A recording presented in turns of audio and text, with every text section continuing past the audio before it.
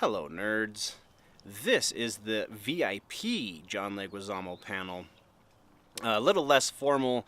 I had to do some crazy stuff to the audio in order to make it hearable because they weren't using microphones, so my whole setup kind of got shot because the microphones was kind of a key element, but should be good.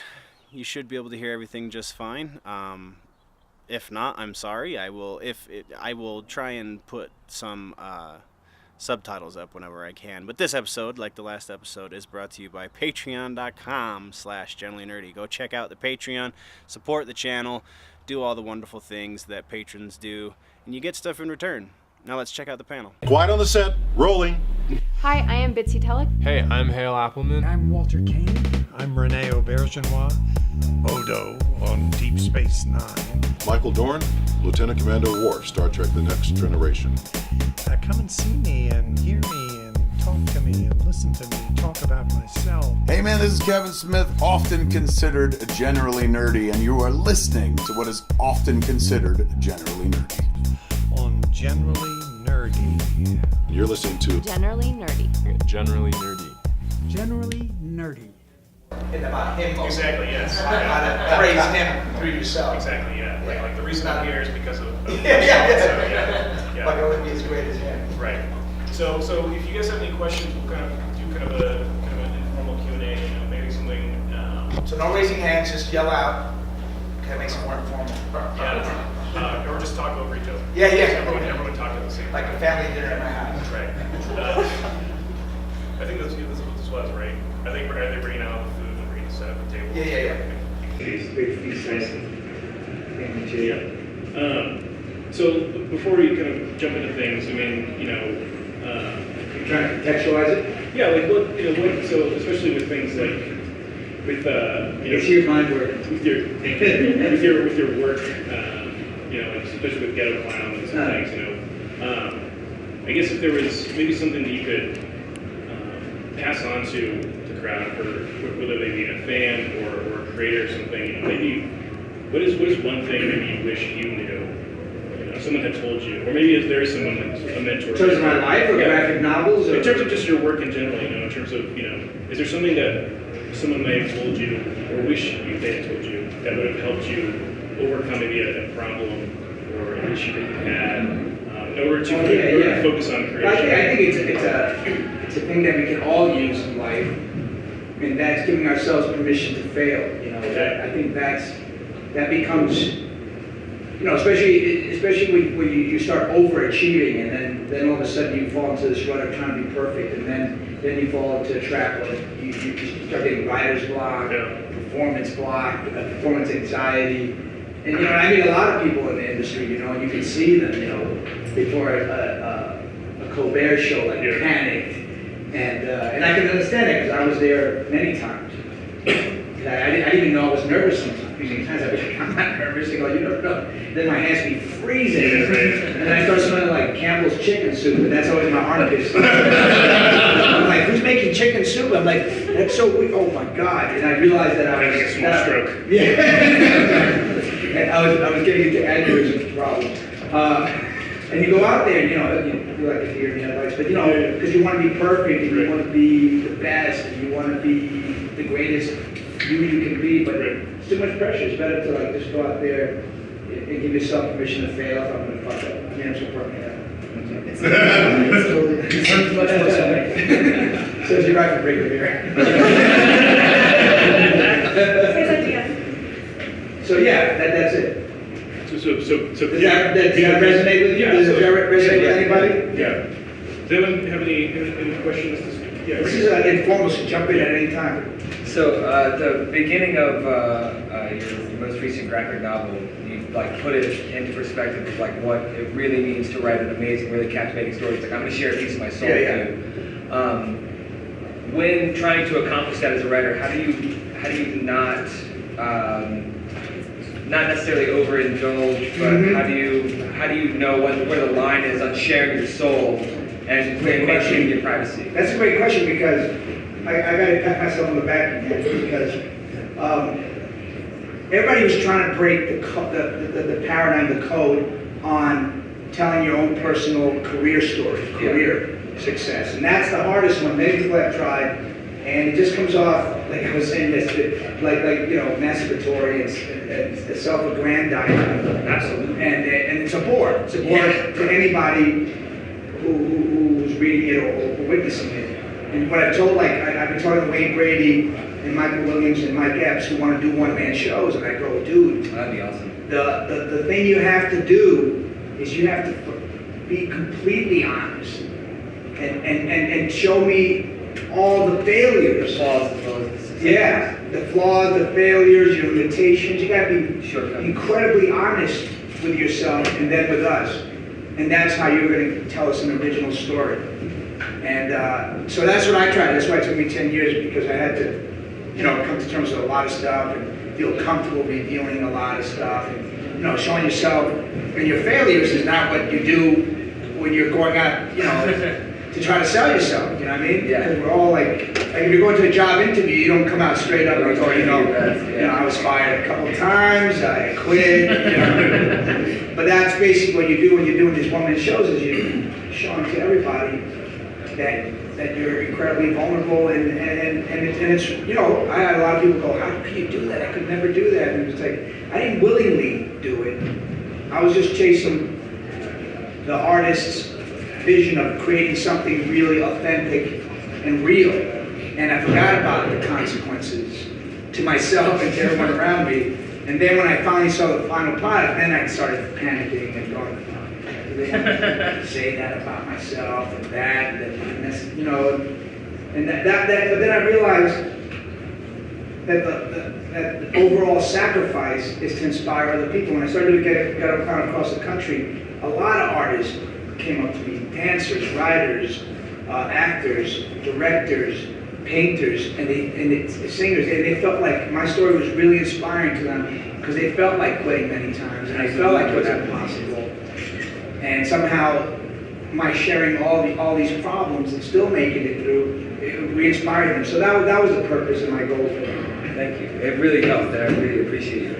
Oh, thank you. Thank you for sharing that. No?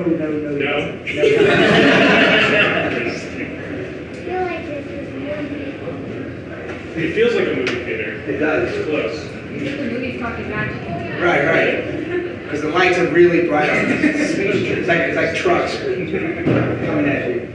Charlie. Hey John, what's the process for you of taking something like Freak that you did so much, had such a long run on that, and some other one-man shows, and then transcribing that and transforming it with the cartoonist and putting that on a paper? What were the differences? Did you take anything out or change anything? And what was your process in that? How did you? Yeah, it's interesting because, when I first read Persepolis,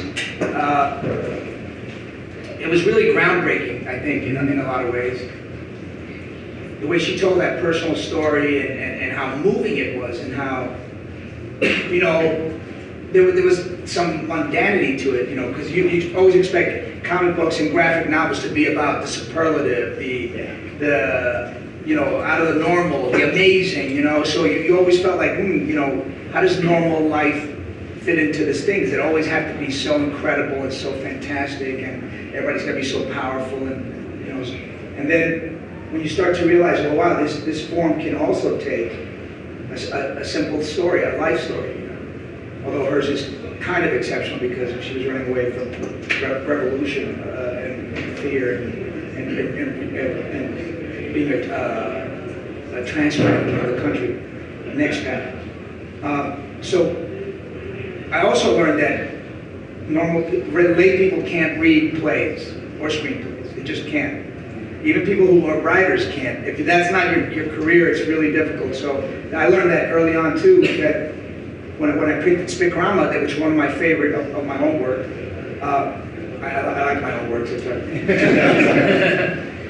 And I found that people couldn't read it because they can't read stage directions and all that stuff. It's too complicated. So when I got to Ghetto Clown, I was like, oh, this could be like a natural for a graphic novel, because I traveled through so much time, so many years of my life, so many people, and it was so hard to put on stage for those very same reasons. And that's why I had to resort to a lot of mixed media, a ton of it, about $150,000 worth of rights I had to clear to put the show up each year.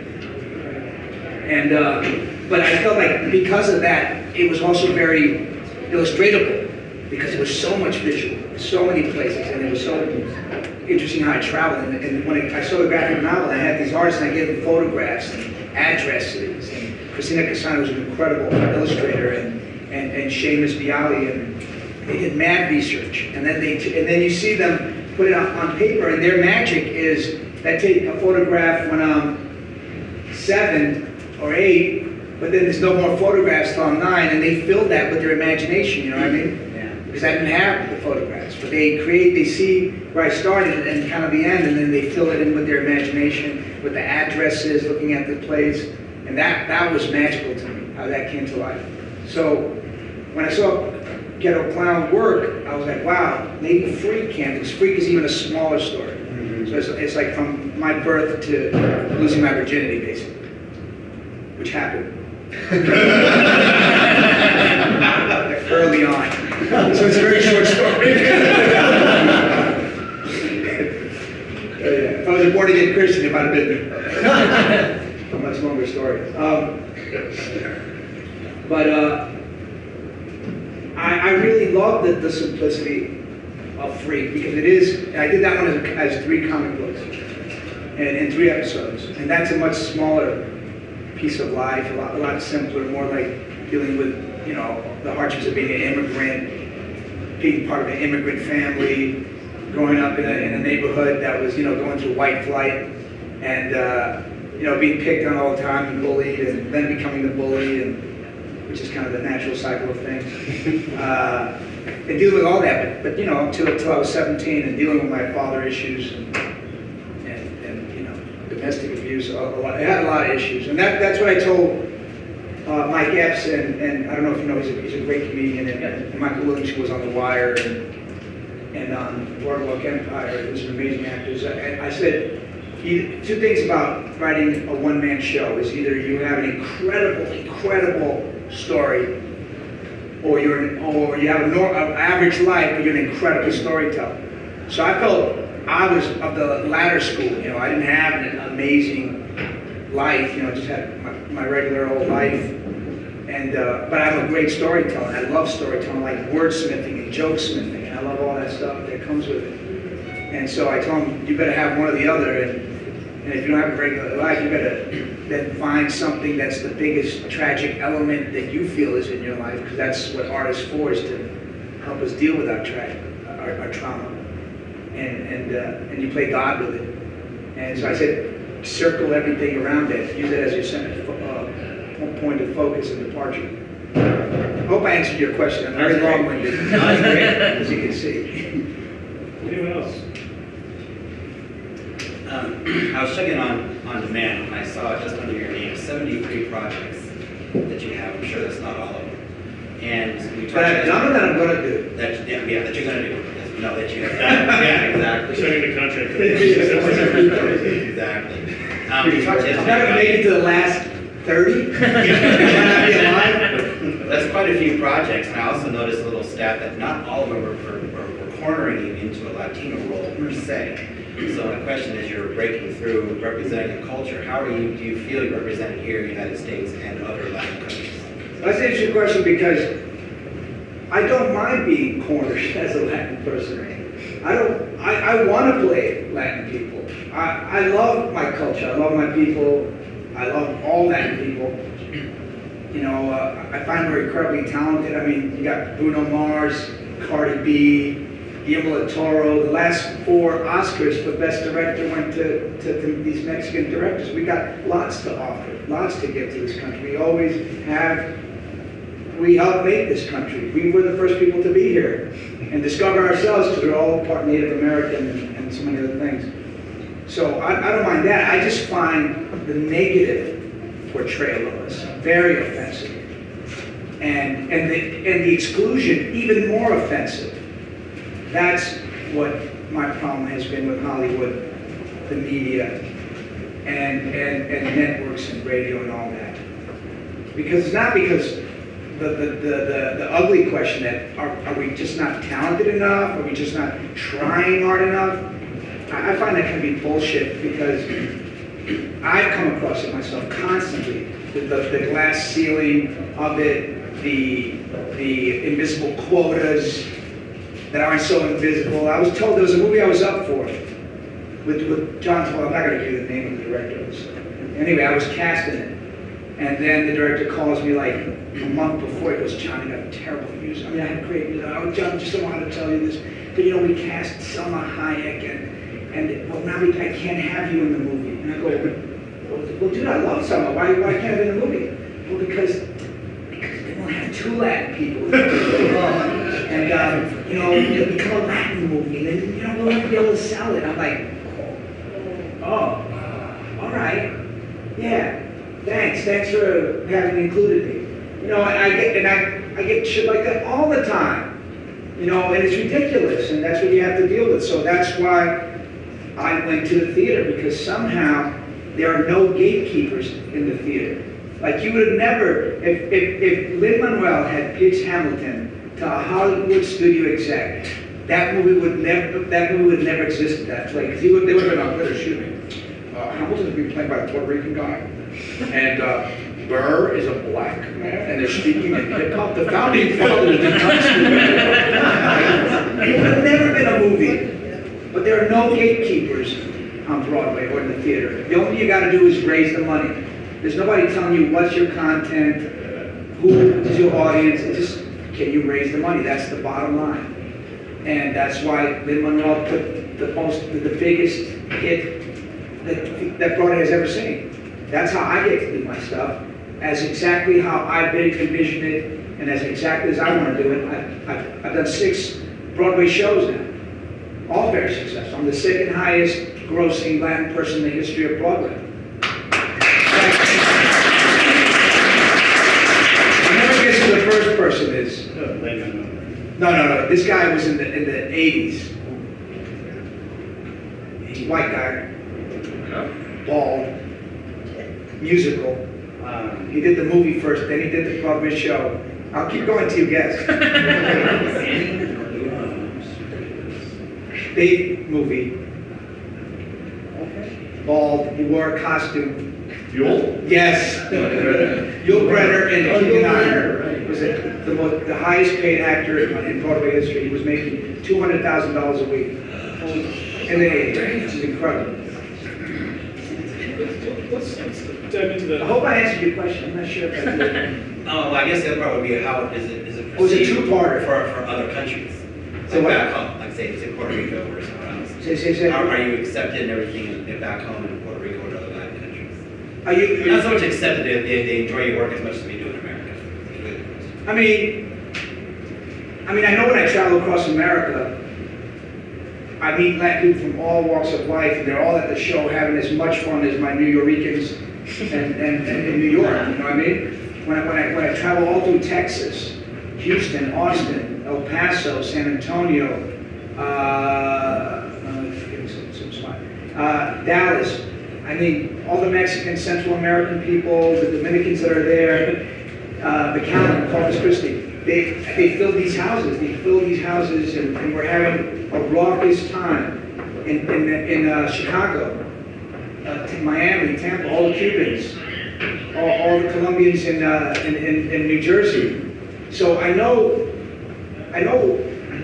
we're not monolithic, but I think it's just like white culture. I mean, white people can enjoy movies from England and still relate to it, even though they have a different funny accent and whatnot, and a different culture, or you can enjoy things from the South.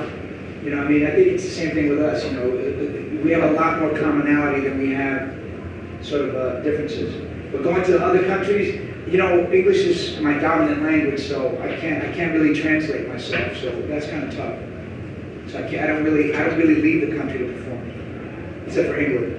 I go to England. I did go to England. Do you think any progress is being made? Because you know, especially in the industry, white people like to pat themselves on the back and say, like, look how progressive we are, look at what we're doing. And from everything from Twitter to some sort of, Oscar analytics or whatever, but like, the thing is again, like, that comes from a place of white privilege and a lot of other things. Like, but do you think there's any progress being made? And obviously, like, there's so much more we can do in all of the arts, but like, how do you feel like things are going? Well,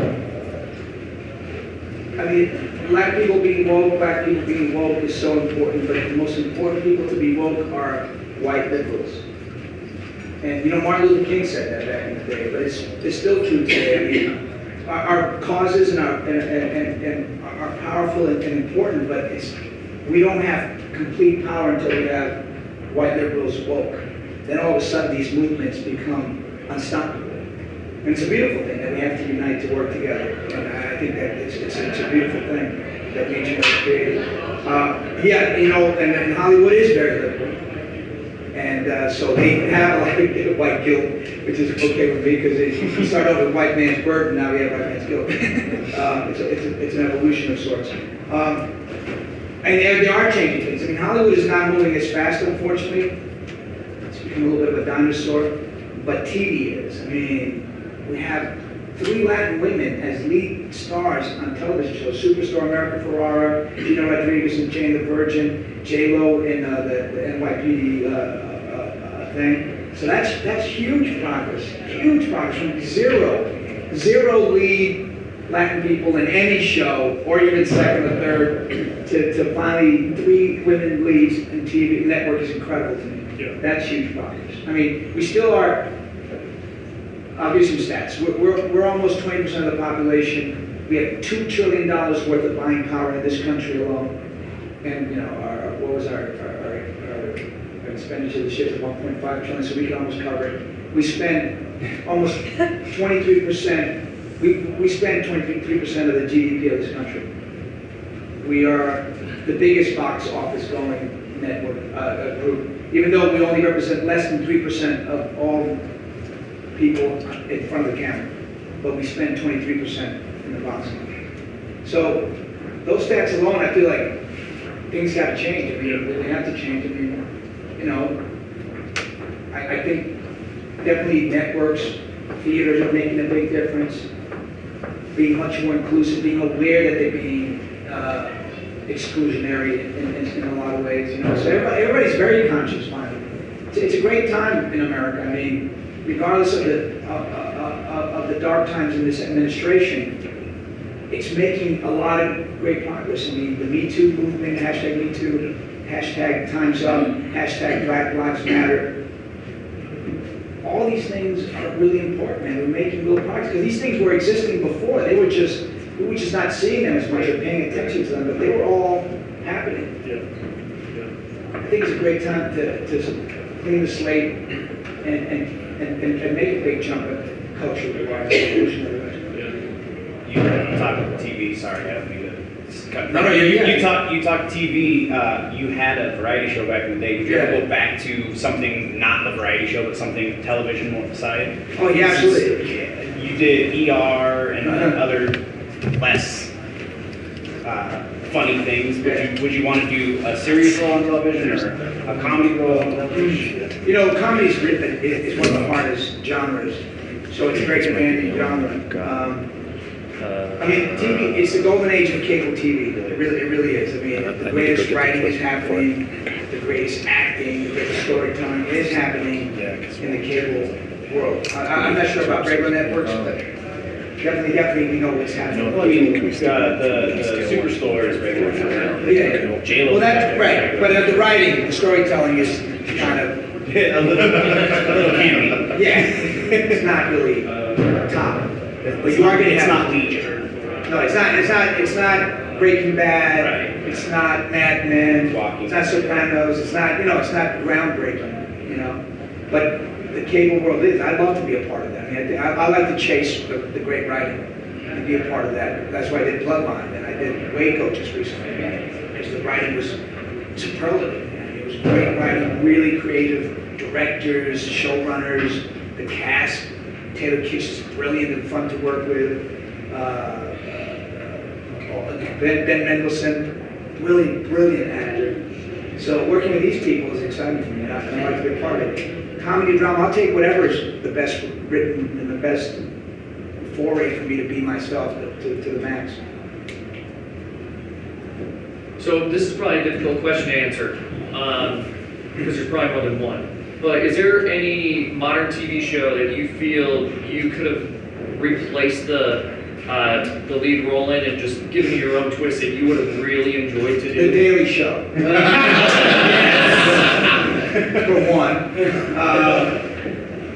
What other show? Damn. Yeah, The Daily Show definitely was one where I felt like, oh, yo, I can jump into that. What else? I don't know what else.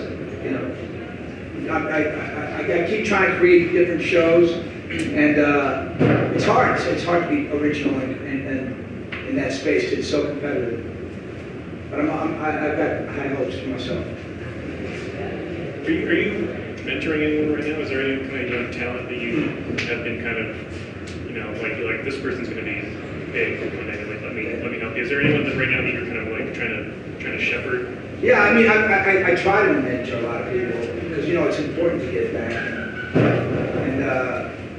And I have all these writers that I help. I give them, you know, tons of notes, and they help me out as well too. You know, they inspire me as well. So a lot of the directors, two young directors, and we're always trading scripts and helping each other out. And you know, I belong to a lot of organizations, charity organizations, Posse, which is a really incredible organization that for the last 25 years, I've only been a part of it for the last 5, but they take kids from underprivileged environments, and not just people of color, white kids too, and foreign-born white kids, and, you know, and everybody, and who have great grades, and then they put them in through 4 years of college with a group of their peers. That's why it's called Posse, because they realize that there's more success if you don't feel alone and isolated. You have a group of peers to share, and the success rate is crazy. I mean, we had one kid who graduated who was the first person to do the first face transplant, and that's the kind of kids that are coming out of this. So we raise a lot of money for that, and you know, I try to do as much as I can in mentoring and give back to, you know, fresh air fund. I don't know if you guys have that here. You know, I used to go to it with my brother. They take, you know, poor kid from the city, they take him to the country, and then you realize how fucking poor you really are. You didn't really know, but now you really know. No, it was great. It was great for me. It was mind-opening. Because we lived with a white family. It was incredible to see that white people are just like us. It was shocking, but very, it relaxed me a little bit. And so I get to that fund a lot, because I think it's important. Kind of a fun, playful question.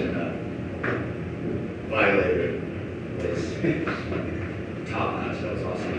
Do we get to see that ever again? And do you, in any way, just kind of describe what it was like getting all done up for that? That was wild. And you know, Todd McFarlane is threatening to do another. He just finished the script. He did? Yeah. I don't even know, is it a follow-up or is it a reboot? No, it's a reboot. Reboot of the same movie? Yeah, well, it's a different story, but it's rebooting the franchise.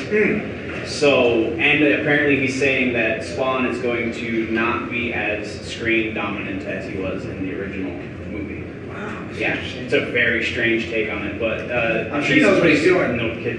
He released like a couple of screenshots of the script, a couple of pages of the script on his Twitter. Although I got to tell you, screenwriting is very different than any other kind of writing. There's a lot of people I've worked with who are masters at their craft in other forms of writing and could not crack the screenwriting code because it's a very I have a pin on that one. Yeah.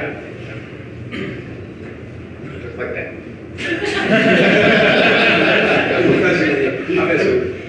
He's my agent. Mike D'Andrea, by the way. Good man. Yeah. I mean, I can't wait. You know, that Spawn comic book series is a very important comic book series in terms of the history of comic books, because it was the first black superhero that was successful. It was the first.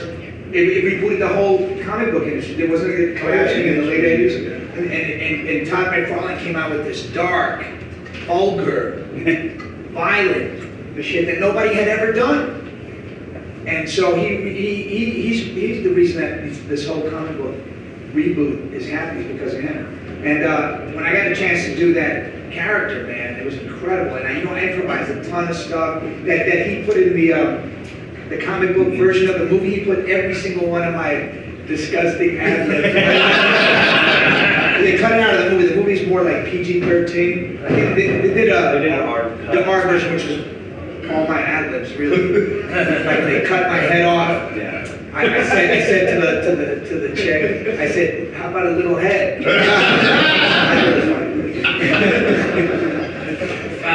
Anyway, he kept that in there. Dude, getting into that costume was, I think, one of the most grueling and claustrophobic things I'd ever done in my life. The first time I tried on that outfit, it was 8 hours to get into the whole makeup.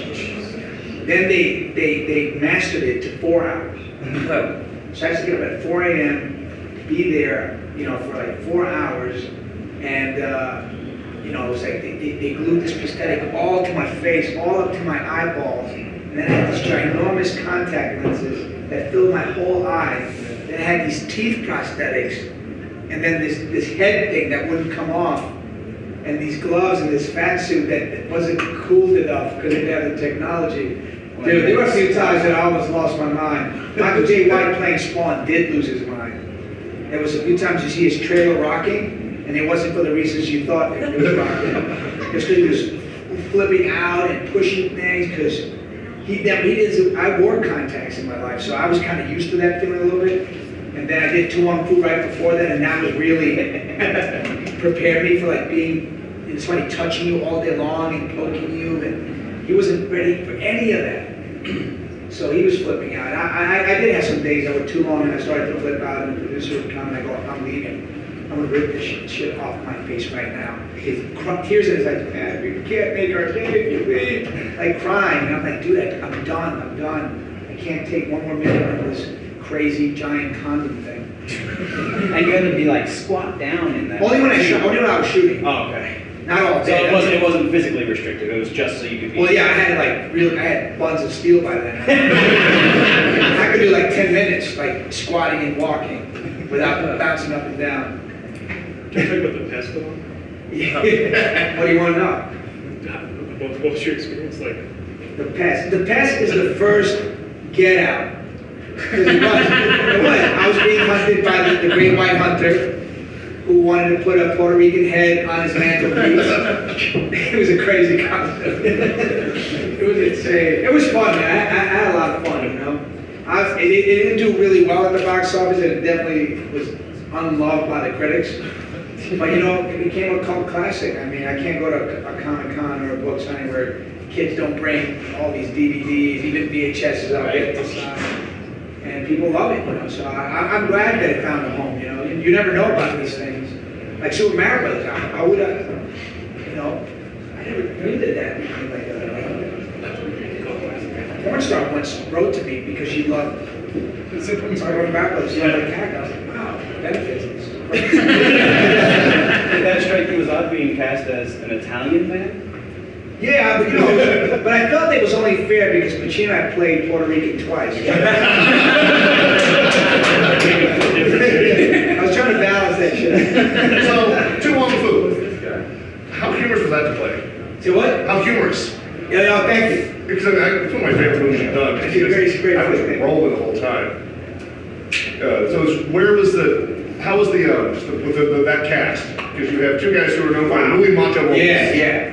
And here you're more of a comedian. Right, so yeah, it's much easier for me, definitely. Plus I didn't have the baggage of being a big male action star, so I didn't have that either. Wesley and I, we had a bromance, man. Wesley is just incredibly talented, funny as hell, dude. He had me rolling through the whole thing. We played tricks on each other all the time. I locked him out of his trailer. He would kidnap my dog. I mean, we had a blast. Swayze was very high maintenance. He's a sweetheart, but he was very high maintenance and very insecure. I'm not talking bad about him, because rest in peace, he's a very talented man, and he gave it all his all. But we couldn't hang with him. It was very difficult. So it became Wesley and I and Patrick, but I think it helped the characters and whatnot, you know, helped us create this relationship that he was, you know, the top and I was trying to make it in this world, you know. So that was interesting. But we all had like drag queens who were our coaches. Wesley had a black one, Coco. I forgot what Patrick was. She was white, and I had a Puerto Rican one, Larissa Dumont, and she coached me. You know, I looked at a lot of her lingo and slang that I borrowed in her accent. You know, I took like hell all the time, and I was right, John, right. You know, I lifted up a lot from her and how she walked and everything, I improvised a lot, because I had just come off Carlito's Way. And I improvised all my lines there, because I was a writer and I improvised. So when I got freed up in Carlito's Way, I was unstoppable in To Wong Foo. And poor Patrick was not used to somebody who was making up all kinds of crazy dialogue all day long, and he got tired of it. You know, I don't know, maybe you were all into character too much and we started PMSing at the same time. I don't know. But he flipped out one day. He goes, you better just stick to the lines. I go, and who's going to make me? The New Yorker came out, I'm sorry. Oh, we're in dresses and hot pants. That's ridiculous. It was so stupid. We're about to deck each other, and Wesley's like, oh, wait, Tom, wait, I got your back. So Wesley was better. We didn't hit each other. How's Favreau's cooking? You know, he's not bad. He's not the chef that he is in the movie. I mean, you can't. I mean, he went to school for 2 months. I went to school for a month, and I still suck. I got the idea of it, but we couldn't. We both had doubles when it came to real chopping and stuff. It's impossible, man. Even that guy who was the real chef, and his specialty was chopping, sliced his finger. So, because when you got a camera on you and got that adrenaline, you know, that shit is dangerous. But you know, the food we ate every day, a chef, catering awesome. Dude, we traveled all across America, and we had the best chefs, the best restaurants every day. Franklin's in Austin. That scene is so brilliant in the movie too. Dude, the food, the brisket they had made for us, we didn't have to wait online. They melted in your mouth, like they did it for 24 hours, and they watch it for 24 hours. It's incredible. And then we went to in New Orleans where we shot. When Emerald opened up the kitchen to us, you know, like a multi-$1,000 dinner. So homeboy gained pounds. John was not swingers thin anymore. He was really into character. He goes, I'm in character.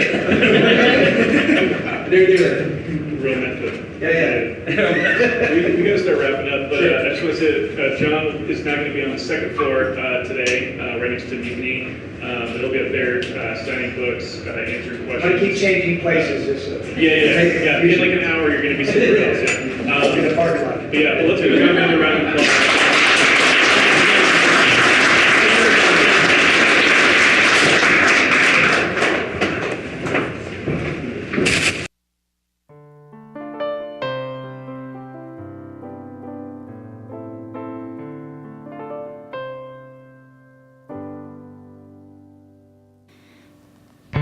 Japanese subs slam 2 torpedoes into our side chief.